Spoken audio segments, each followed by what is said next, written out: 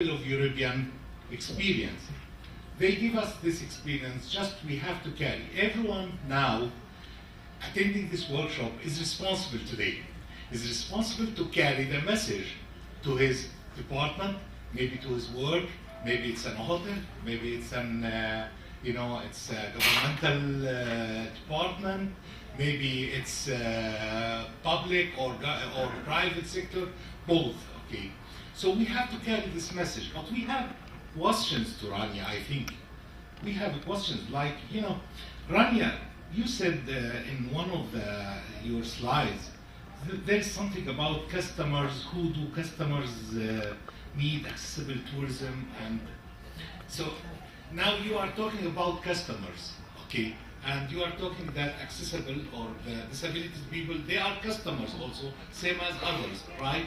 So it means that if we will focus on business, if we want to increase the business, we have to do something for that. This is what you meant in that, please. I gave 3 reasons for why we should focus on accessible tourism. The first reason is the fact that these people who have special needs are actually they have to have the human rights that everybody else has. But then the second one is the fact that the numbers are increasing and the people want to travel, and therefore there's a big number of people who want to move around, which this translates into money. People who want to travel are actually people who are paying for the hotel, for the restaurant, and for the services, the museums, or whatever is going to be offered.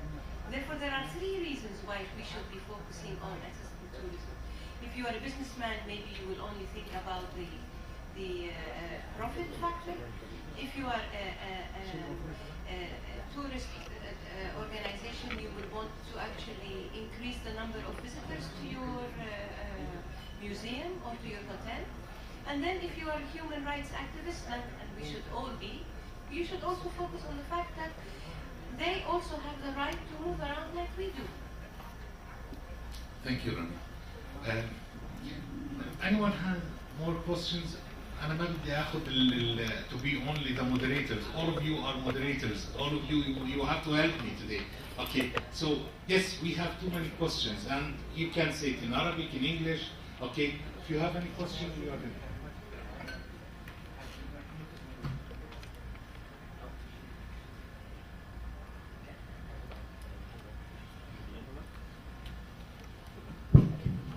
Thank you. Thank you very much. Good morning, everybody. Good morning, Ms. Rania. It's a great opportunity. First of all, thank you for transferring this great experience that we don't have to reinvent the wheel. We can just learn from your experience. And I love the idea of housing design that you were talking about, and the idea of it's a big opportunity, a business opportunity for a lot of people in the same field, on the same stage we have. It's an opportunity for the elderly and disabled people to have the rights. So how can we attempt or contact or be a part of INAT? Now I'm a radio presenter, and at the same time we are a part of some committees related with blind people and disabled people to have the rights. So how can we contact or be able? Of course, it's a part of Tayseer program of the Chamber of Commerce. We're doing it now. We are achieving a great points. There were studies over 2 years, and now we are on the ground taking the achievement of these studies, trying to contact everybody, restaurants, hotels, and trying to do all of what we can. But as I said before, we don't want to reinvent the wheel. How can we contact or be a part of INAT to take the whole experience again?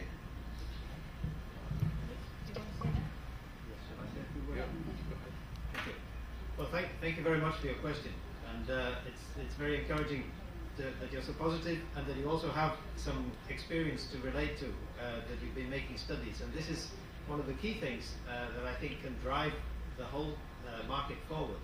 That we get more, let's say, market intelligence, we get more information about who are the people that we're talking about. We're giving you the European view, We think that there will be a similar trend about to start in Saudi Arabia, in the Middle East, and we certainly expect that it will be a positive trend. It may be faster or slower, we don't know. But it's very important that you are collecting data and you are analyzing and finding out just exactly what is the shape and size of this market here. Because this is something that we still don't know too much about in Europe, actually. But we can tell you a little bit more about that. In my presentation, I'll come on to a little bit more detail about the business case and the marketing. How to get in touch with INAT, you can write to us there through the email inat@accessibletourism.org, but you can also register and join directly on the website. There's a button that says join now, and you can register yourself as an individual, or you can register an organization, and it's a matter of a small amount of 75 euros a year. So we want to have many members, and we want to have a lot of members also in this part of the world, and I think we could then generate an interest in having some kind of regional organization within within INAT.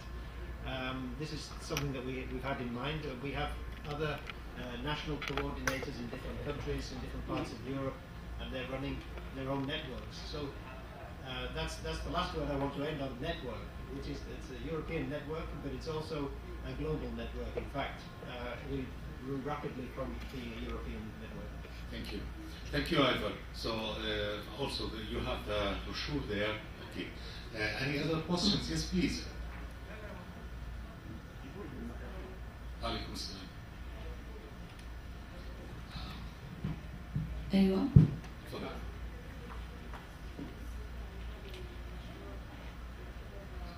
one second، لحظة واحدة لو سمحتي، بس تعطيني الميكروفون الثاني لأنه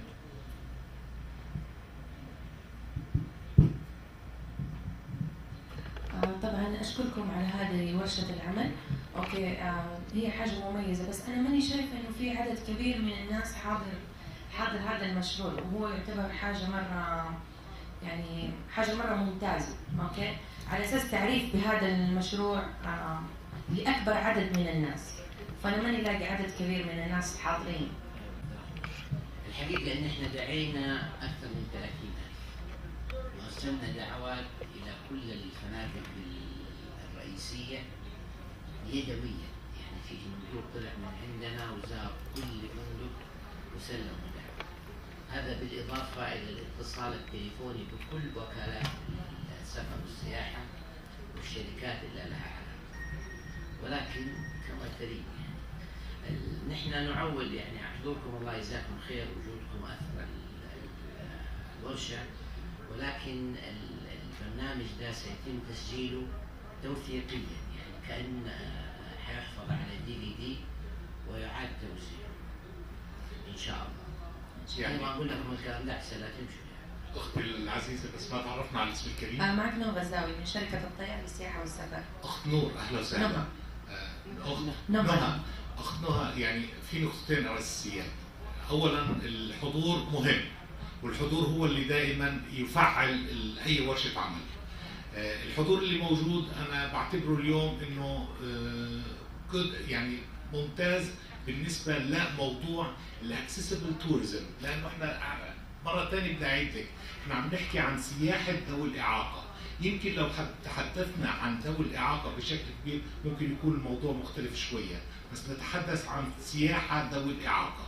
أيضاً المهم جداً إنه، وهذا شكر كبير لمشروع تيسير ولغرفة تجارة وصناعة جدة، إنه الورشة حتى إنها تصل للجميع رح تنعمل على DVD وتتوزع. إذا الهدف من الورشة اللي هو كلنا بنعمله رح يصل للجميع إن شاء الله. إن شاء الله. Any other questions? Yes, please. تفضل. أهلا وسهلا. الميكروفون.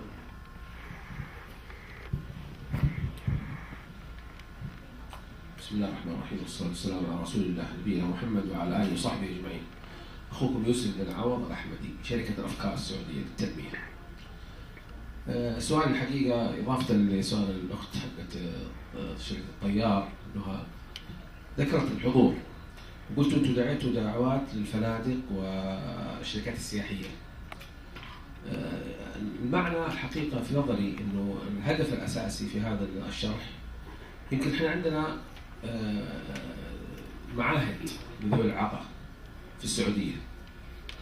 كنت أتمنى أنه أحد المسؤولين عن هذه المعاهد أيضا يكون موجود، ثم نختار أشخاص من ذوي الإعاقة نفسهم، يعني من يتكلمون مثل إعاقة يكون يدوية أو كذا، حتى يكون يعطونا الشيء يمكن المطلوب اللي هم عارفينه أشكال مننا احنا كإثارة للموضوع. أتمنى يعني هذه النقطة دي. النقطة الثانية، احنا شركة أفكار السعودية ممكن نتبنى سياحة لهذا الأمر اللي هو مشروع سياحي.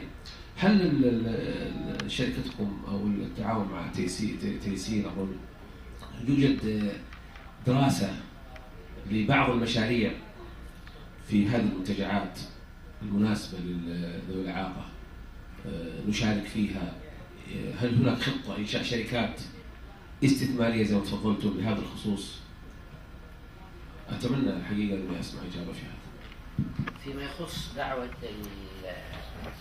المراكز المتخصصة لذوي الإعاقة، تم بالفعل دعوته وإرسال الاتصال الهاتفي وإرسال فاكس يعني تعقيبا على الاتصال، ولكن فيكم الخير. الشيء الثاني فيما يتحدث مشروع تيسير، هو مشروع الهدف منه تيسير جدا لذوي الإعاقة. يمكن الورشة دي ما تم الإعداد لها بشكل جيد، لأنه نحن وجدنا أنه في ملتقى السياحة السعودي اللي حيعقد في الرياض يوم الثلاثاء، ملتقى السياحة الليلة حيتم افتتاح، وجدنا أنه حجم الاهتمام بسياحة المعاق لا يتعدى 45 دقيقة، فوجدنا أنه هذا غير كافي. لذلك فضلنا أنه نحن نسوي ورشة لمدة 3 ساعات، وكان هدفنا وكالات السفر والسياحة والفنادق بالدرجة الأولى، لأنهم هم المتخصصين، يعني حتى في شهادات كنا على أساس نشجعهم فيها. يعني نحن في مشروع تيسير عندنا 7 برامج. من النشاط هذا والورشة هذه تأتي تحت نشاط النقل، يعني عندنا برنامج في مشروع تيسير اسمه مشروع تيسير النقل لذوي الإعاقة. ففي نقل ميني باسز شغالين عليها الآن، وإن شاء الله خلال 2 شهرين حيطلعوا أسطول من السيارات لنقل ذوي الإعاقة. وجدنا أنه مجال السفر والسياحة لم يتطرق إليه أحد، فلذلك اخترنا أن تكون هذه الورشة منطلق إن شاء الله. إذا في أي أحد يستطيع أن يتحمل هذا العبء عننا ونحن نكون له داعمين فبكل الود. الأخوان في الدوريات الله يجزاهم خير كان عندهم مشروع رائد، بحيث أنه أي معاق يتصل يجد من يتجاوب معه. يعني الآن نحن وياهم شغالين على أساس أن نبني قاعدة معلومات ب20,000 اسم من ذوي الإعاقة تسجل عندهم، والحقيقة أنهم هم المبادرين مو نحن. والآن إن شاء الله يعني الآن بنرتب لحملة اسمها واتيسير مع واتيسير 999، بحيث أي معاق إذا احتاج أي نوع من الخدمات، حاسب الحاضرين لو انحبس في الحمام يتصل الدوريات وجوده، بس إذا كانوا سيدات تسلموا سيدات. شكرا فيصل. المشروع اي نعم. هلا المشاريع اللي عم نحكي عنها، اولا كما عرفت في البدايه احنا المنظمه العربيه للسياحه. المنظمه العربيه للسياحه مقرها في المملكه العربيه السعوديه جده. احنا مسؤولين عن 22 دوله عربيه عن موضوع السياحه بكل مجالاته.